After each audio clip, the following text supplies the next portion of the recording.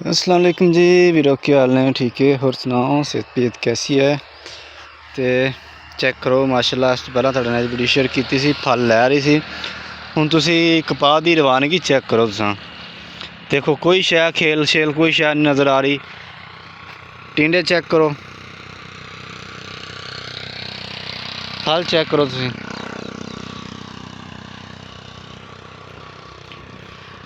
गेतरी कपाह है, उत्तों फिर आलू वाली ज़मीन है। आलू वाली पैली होवे ते हर कोई कहता जी, कोई फसल तगड़ी होवे ना, कहते जी आलू वाली पैली च बीजी है। तो आलू वाली पैली का एक कमाल होंदा है। चेक करो माशाल्लाह, हुण इहदा बूटे ते फल तुसीं चेक करो कितना ने।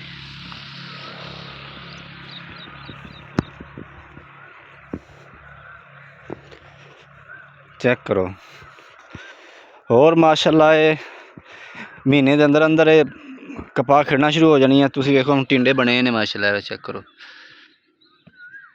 चेक करो, टिंडे बन चुका वा। और महीने दे विच तुसीं वेखोगे कि माशाल्लाह कपाह खिड़ी नज़र आएगी तुहानूं।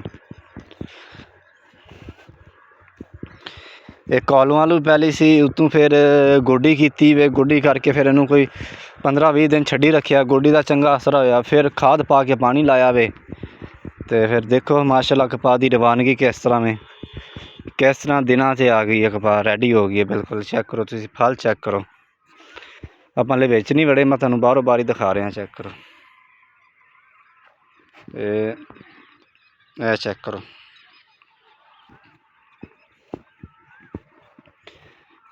यह भी तकरीबन 4 दिन पछेती है इस तों, लेकिन यह भी इस ते बराबर ही आ रही है।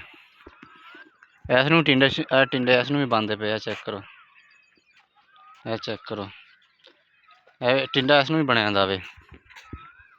लेकिन यह है कि कोई 4 दिन हफ्ता पछेती है। ये 4 दिन पहला लाई है। 4 दिन ने देख लो कितना फर्क पिया वे कपाह नूं। मेरे ख्याल से हफ्ता लेट है इस तों।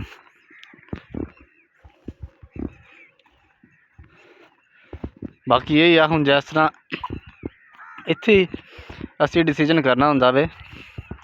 हुण जिस तरह माशाल्लाह कपाह ने फल लिया वे, जिस तरह हुण टिंडा बनया दा वे। हुण कपाह जिहड़ी पानी मंग रही है, तुहानूं खिलां सुक्कियां नज़र आ रही ने। हुण इह जगह ते टाइम दी टाइम इनूं पानी लगदा रहे, ताकि जिहड़ा टिंडा वे अच्छा बने, मोटा होवे, वजनी होवे। हुण चेक करो कपाह खिलां बिल्कुल खुश्क ने। यह चेक करो कितने खुश्क हुई पईयां। हुण कपाह जिहड़ी पानी मंग रही है, इनूं इत्थे अगर टाइम ते पानी ना मिलिया तो जिहड़ा फल लिया वे ये फिर घेरना शुरू हो जूगी। टिंडा जिहड़ा जिथे वे उत्थे दा उत्थे रुक जूगा। ठीक है, इसदी एवरेज भी फर्क पऊगी, फल घट जाएगा, जिहड़ा चुक्या फल वह भी गिरना शुरू हो जाएगा अगर टाइम से हुण पानी ना लगेगा। यह देखो थोड़ा थोड़ा कोई डोडी ना किरदी भी पई है। यही हुण इत्थे पानी लग जाता, जिहड़ा टिंडा मजीद मोटा होऊगा, ताकतवर होऊगा, वजनी होऊगा, फल मजीद लैंदी जाएगी। टिंडा बनता जाएगा, फल उत्ते उठांदी जाऊगी। बाकी यह चेक करो माशाल्लाह ना टिंडे बने दे।